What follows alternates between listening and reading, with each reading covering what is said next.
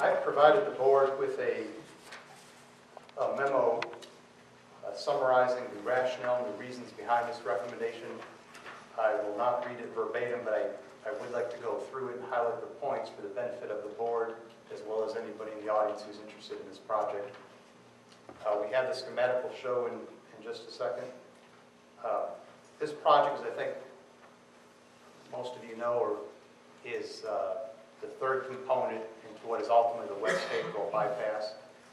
It runs from the southern portion of Phase 1, which is near the Cleveland Elementary School on Lester Road, and its goal is to connect traffic from there to Harp Road and 85. This project was identified in the 2003 Transportation Plan and is therefore eligible for funding via the 321 SPLOST funds. That's also referred to as the 70% pot of money. The project is also identified in the Envision 6 Regional Transportation Plan for the current TIP maintained by the Atlanta Regional Commission. And in that document, it is identified as receiving or eligible to receive federal aid for construction. It's important to note, though, that that construction funding is not programmed to a specific funding source at this point. It's identified as long range, which means it has the potential for funding, but it's not necessarily guaranteed. It's also worth noting that the Atlanta Regional Commission is in the process right now of updating their TIP. The new document called Plan 2040, which you may have heard about, and if not, you will be hearing about. And right now it's uncertain whether this project, as well as many others in the Atlanta metropolitan area, will remain eligible for that federal funding. So staff has done a very rough cost estimate, and we believe there are sufficient funds in the 321 SPLOST account to complete this project in all phases: design, right-of-way, utility, and construction, with or without federal funding.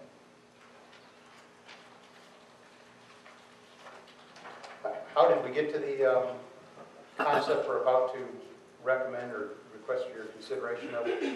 The 2003 plan identifies the West Bypass, or this section of it, in two phases. The northern section, which we have built as Phase 1, and then the southern section. And in the 2003 plan, it shows it as two alternatives. First alternative extends down Lester Road, crosses Ebenezer, and then it consists of new road construction in an area west of and parallel to Red Wine Road. And then it kind of loops, turns east, and intersects Red Wine directly opposite the existing Harp Road intersection. So if you can picture that, that kind of forms the western option. And then alternative 2 goes down Lester Road as well, and then it follows Ebenezer Church Road east. It crosses Red Wine Road, and then picks up as new construction over Perry Creek and through some undeveloped land, turns south and ties into Harp Road.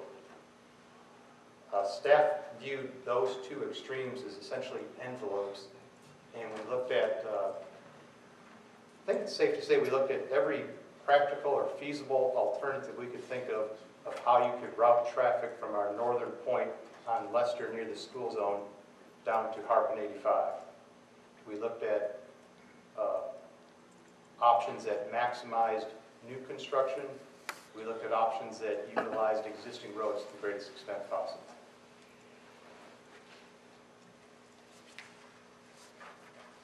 One of the factors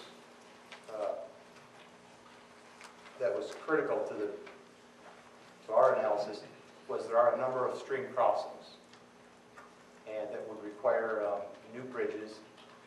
And we also were cognizant of the fact that the existing Ebenezer Church Road Bridge over Whitewater Creek is in poor condition.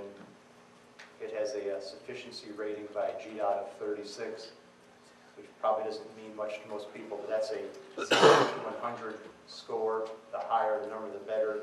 And in general, if you're below 50, it starts raising red flags. So that is a bridge replacement project that's going to happen one way or the other. Well, staff, we came up with these different options and tried to evaluate them among a number of criteria to try to get a consistent or fair means of picking the one that we thought was the best.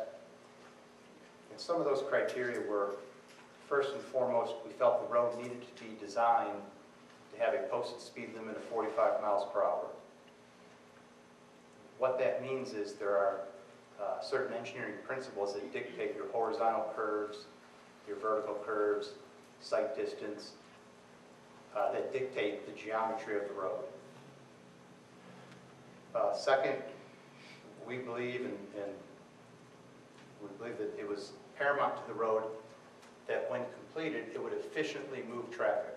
This is being designed as ways to give people options to quickly move, essentially in a north-south movement, and a road that had too many intersections or stop controls did not meet that objective.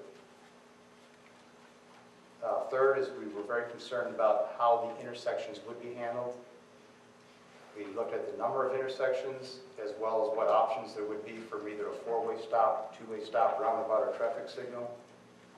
And we looked at what existing physical limitations were at each of those intersections, such as structures, environmental features like water bodies, or maybe extreme topography. Considering the amount of new right-of-way that would be required was a very important factor as well. Two different aspects of that were where we are improving an existing road, like Lester Road, we're looking at possibly expanding the right-of-way, and therefore you're acquiring roads, land in general from people's front yards. Where we're building a new road that requires purchase of the entire right-of-way width, often through somebody's parcel. So we looked at the options and tried to identify the ones that minimize the impacts to the greatest extent possible. Number 5, I already said we looked at bridges, what was required in terms of new bridge construction or bridge replacement. Number 6 was environmental impacts. Very difficult to assess that accurately at this stage. We were limited in all of our analysis to using existing data, and that was really based on the county's GIS system. It has features such as wetlands, floodplains, and topography, and using those existing databases, we could kind of quantify the amount of impacts under each option. The next stage, obviously, would be to do field investigations and start getting a much better handle on those quantities. The 7th item was access management. We view it as being very important that we have a roadway that we can control or limit the number of curb cuts and driveways that would develop along that road over time. Alignments that had some new road construction we felt gave us the best ability to provide that access management versus trying to take advantage of existing roads. And the 8th item was cost. For each of these, we tried to prepare a rough cost estimate. You each have a 11 by 17 schematic showing the alignment.